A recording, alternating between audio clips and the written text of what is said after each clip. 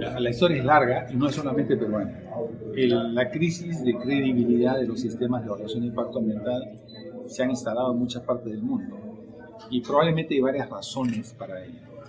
En primer lugar, quizás se ha perdido el norte, el foco, el para qué es un estudio de impacto ambiental, qué es finalmente.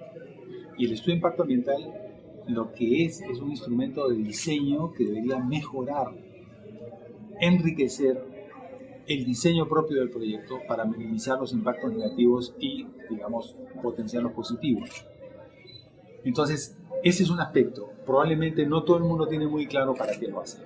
Y te puedo dar un caso que me lo comentaron ayer, un experto internacional me dice, acabo de hablar con una empresa que tiene una red de transmisión eléctrica instalada, tiene un estudio de impacto ambiental de no sé cuántos miles de páginas, y se le hizo una pregunta.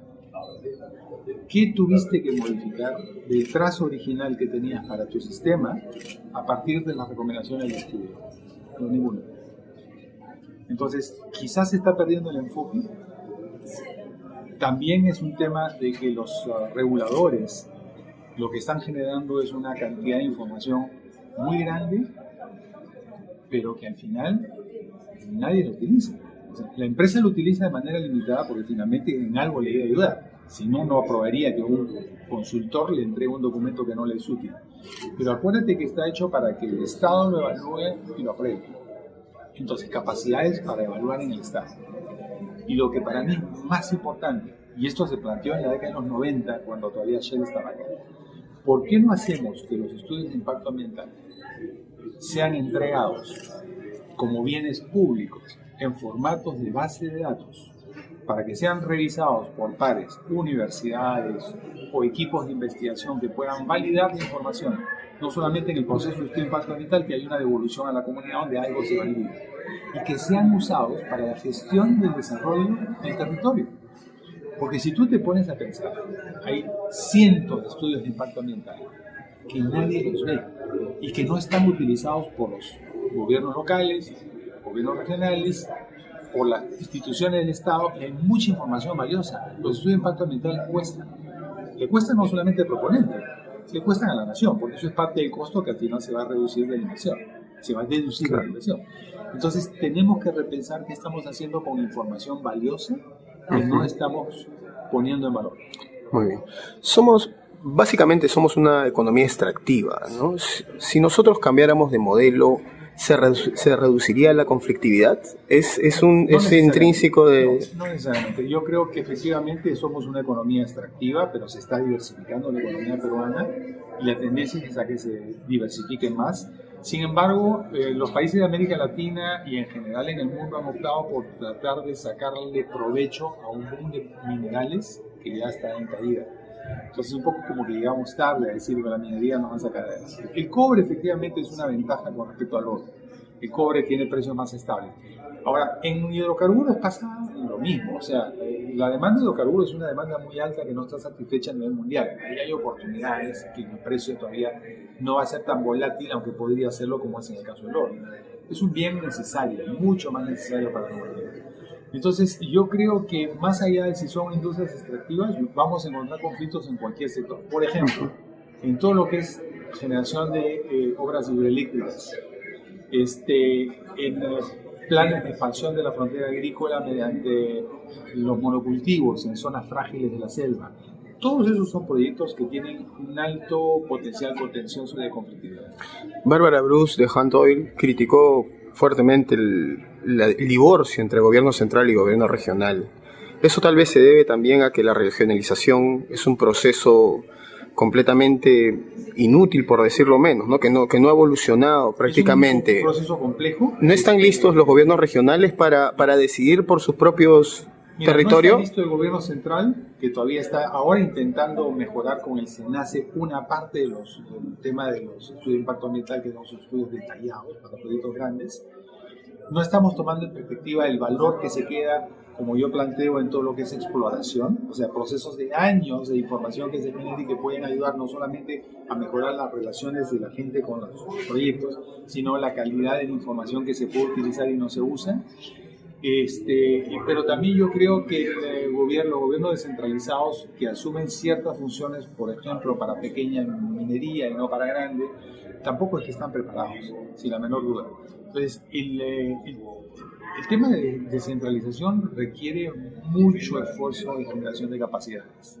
Y esto no es evidente que esté pasando. La ley de consulta previa, hace poco hubo un problema por la ley de consulta previa que excluía a las comunidades quechuas y aymaras. ¿Eso es lógico? ¿Debería ser así? ¿Cómo debería ser? Es que es un tema mal planteado. Me parece que esta idea de tener una lista que nunca salió ha bloqueado y ha generado un nivel de conflictividad mucho mayor. El caso de Cañeris demuestra claramente que tú no puedes decir que hay comunidades campesinas de la sierra que no son indígenas. O sea, yo creo que el análisis es mucho más delicado. Y al final lo que tú necesitas, más que poner una etiqueta si eres o no pueblo indígena, es que la gente defina cómo quiere relacionarse con el Estado. Mi visión es que vamos a tener unos 10 o 15 años fuertemente marcados por el tema de la consulta previa a pueblos indígenas, pero que al final ese derecho, que una vez que se constituye y se administre mejor en nuestros países, va a hacer que aquellos que están al costado de los pueblos indígenas, que no son indígenas, también lo reclamen. Pero al final lo que vamos a tener, yo creo, y para bien, una universalización del acceso a derechos de la gente de participar de manera más significativa en la toma de decisiones públicas. El viceministro Gabriel Quijandría también habló de justo de los cañeris que solamente están pidiendo mejorar sus cultivos. ¿Usted cree que el diálogo intercultural va solamente en tratar de ayudarlos a mejorar sus cultivos? Es mucho más compleja. Yo creo que primero no hay que idealizar que las comunidades indígenas, sean estas andinas o amazónicas, son homogéneas.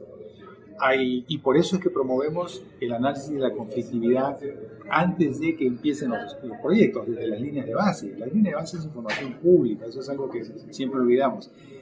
Porque las sociedades no son homogéneas, hay formas de ejercer el poder, hay visiones que no son iguales, y por lo tanto esa dinámica interna en las comunidades tenemos que respetarla también y ayudarla para que encuentren una visión compartida.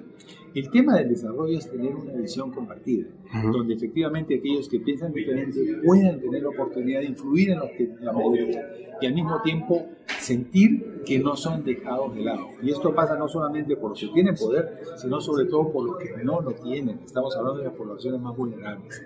En aquellos que tenemos que poner los ojos, en aquellos grupos que van a sufrir los efectos y que no tienen ninguna posibilidad de ser escuchados.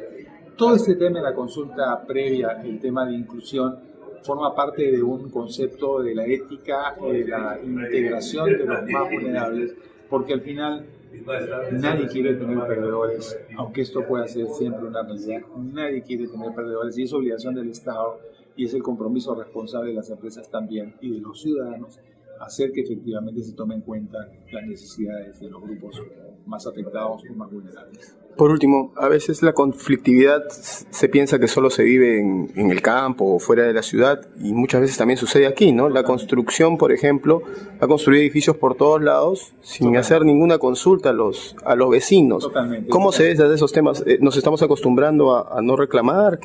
Lamentablemente, la gobernanza es un bien público muy escaso.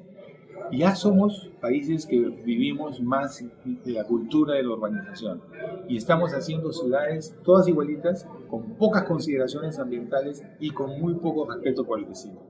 Entonces, no hay confianza ni credibilidad en nuestros alcaldes muchas veces. En otros sí, hay casos ejemplares que sí, pero al mismo tiempo no hay mecanismos claros de participación ciudadana. Entonces, estamos mirando solo los proyectos grandes y con razón, pero estamos descuidando todos aquellos proyectos pequeños que cuando tú los sumas tienen un impacto acumulativo muy importante y a veces destructivo, como el caso de la urbanización de edificios en playa, como el caso de densidad de edificios en ciudades donde te permiten hacer edificios muy chiquititos en tamaño de habitación, pero al mismo tiempo en volumen muy grande. Entonces hay temas de seguridad ciudadana, hay temas de tráfico, hay temas de tensión sobre las redes y los servicios que incluyen, por ejemplo, hospitales cercanos, etc. Y nada de eso tomamos en cuenta. Tenemos que pensar en una planificación sensata de lo que son los bienes públicos y esto implica en las ciudades